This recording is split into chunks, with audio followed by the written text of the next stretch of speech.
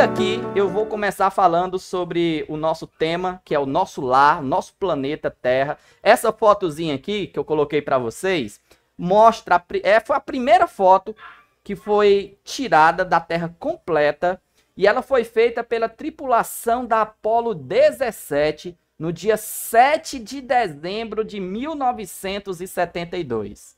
Então, imagine só, né?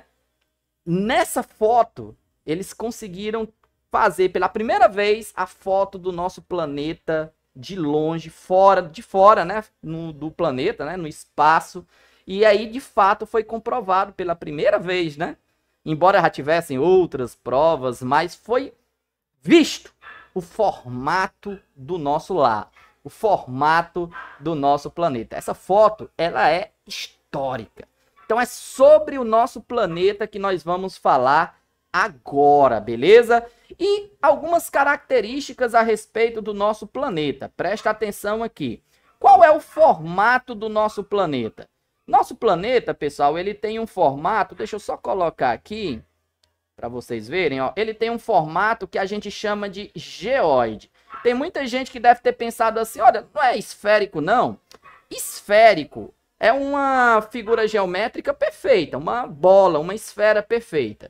Nosso planeta, se a gente observar ele, por exemplo, dessa foto aqui, cadê, ó? Deixa eu mostrar aqui para vocês. Essa foto aqui que foi tirada pela Apollo, sim, tá correto dizer que é uma esfera. Porém, nós só conseguimos ver o nosso planeta neste formato e todos os outros planetas do sistema solar, mas se a gente fizer um raio-x, por exemplo, se visualizarmos o nosso planeta através de uma onda de raio-x, a gente vai ver os relevos, né, do nosso planeta. Então, nesse caso, nós vamos notar que ele não é perfeitamente esférico. Se você retirar aí, por exemplo, os mares, deixar somente os relevos, as montanhas, o solo seco, você vai notar que ele tem um formato esférico, mas não perfeitamente esférico. E esse formato nós chamamos de geóide, tá certo? Qual é a massa do nosso planeta? Olha, o nosso planeta tem uma massa bem elevada. 6 vezes 10 elevado a 24 quilos. Isso é muita coisa. Só para vocês terem uma ideia, 10 elevado a 3 é 1000. 10 elevado a 6 é milhão. 10 elevado a 9 é bilhão. 10 elevado a 12 é trilhão. Imagine 10 elevado a 24. Então, é uma massa muito, muito grande. Claro, os planetas, a maior parte dos planetas do nosso sistema solar tem sim uma massa bem grande. Principalmente os planetas gasosos, como nós vamos ver depois, tá? Na aula sobre o sistema solar. O volume do nosso planeta, cerca de 1,08 vezes 10 elevado a 12, ou seja, bilhão, tá? Bilhão não, trilhão, na verdade, de quilômetros cúbicos. Então, também é um volume bem considerável, tá? A temperatura média, não é a temperatura de Fortaleza, não. É a temperatura média. É como se você pudesse pegar a temperatura de toda a Terra, né? Toda a superfície da Terra, os polos, o Equador, regiões tropicais, etc. E fizesse uma média. Em média, pessoal, a temperatura do nosso planeta é cerca de 7,2 graus Celsius. Óbvio que quanto mais próximo do Equador, maior será a temperatura. E quanto mais afastado do Equador, menor vai ser essa temperatura. Mas, em média, nós temos aí 7,2 graus Celsius. Beleza? Qual é o diâmetro do nosso planeta? Só para colocar aqui para vocês, eu tô quase que derretendo de calor aqui, porque nenhum ventiladorzinho tem no estúdio improvisado que eu fiz na casa da minha sogra, mas tudo bem. Ó, o diâmetro, pessoal, deixa eu colocar aqui para vocês. O diâmetro do nosso planeta é essa distânciazinha aqui, ó. Opa, ver se eu consigo riscar, ó. Essa distância aqui que passa pelo centro da Terra, tá? Essa distância aqui é o que nós chamamos, ó, de diâmetro, tá? Então, diâmetro é essa distância que passa pelo centro da Terra. Esse diâmetro é de 12.755 quilômetros. Então, de uma ponta a outra, passando pelo centro do nosso planeta, você vai ter uma distância de 12.755 quilômetros. E aí, qual é a distância do Sol? A distância do nosso planeta ao Sol? Aproximadamente 150 milhões de quilômetros. Olha, calma. Não se preocupe em ficar decorando, gravando. Não, eu estou colocando aqui apenas algumas características do nosso planeta. E não necessariamente você vai precisar saber disso daqui para poder fazer a prova. Mas é importante você entender que o formato da Terra é um formato geóide. É importante você saber a massa da Terra. Não o número decorado, mas saber que é um número muito elevado.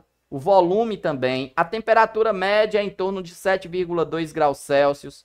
O diâmetro, que é essa distância que passa pelo centro da Terra, é importante você saber principalmente o que é diâmetro.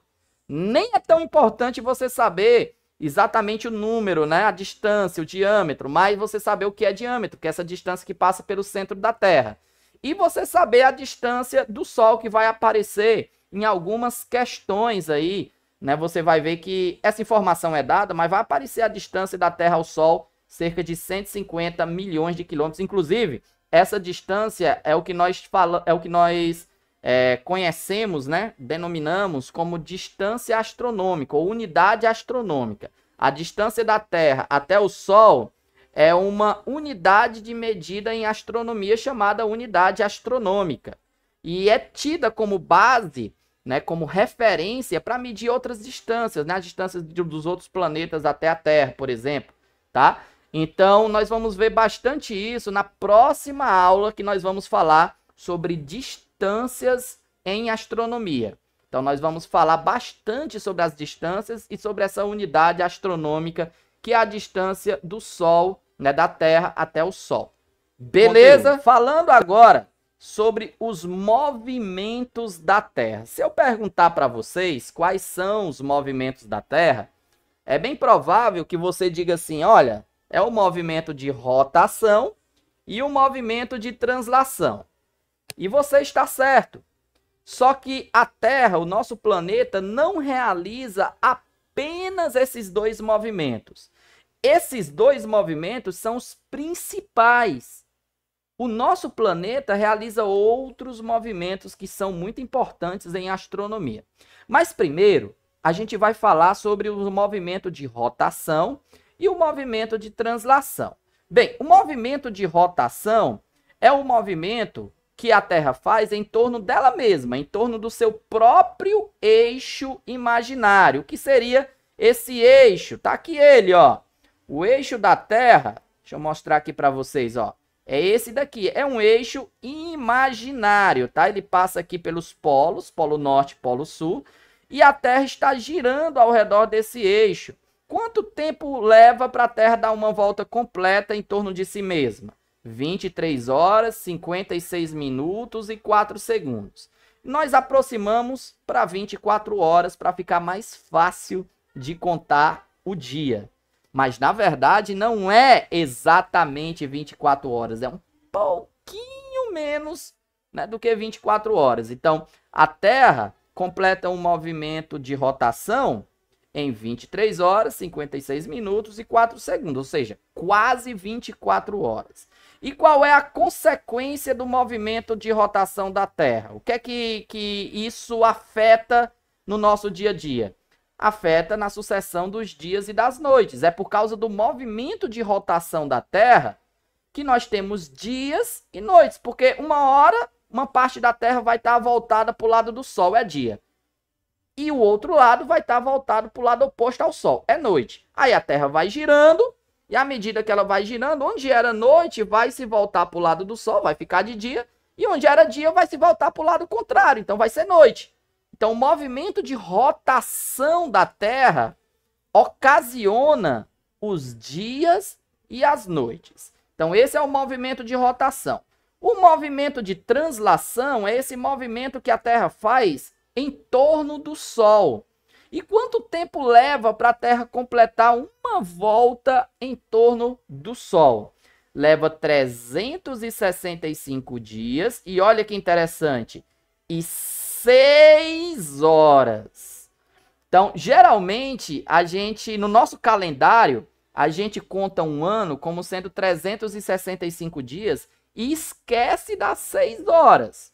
Não é porque esquece. É porque fica ruim de contar um ano como tendo 6 horas, né? Então, o que é que acontece? Veja bem, de 4 em 4 anos, nós temos um ano bissexto. O que é o ano bissexto? É aquele ano que tem um dia a mais. No lugar de ser de 365 dias, é de 366 anos. Esse ano, por exemplo, 2024, foi um ano bissexto.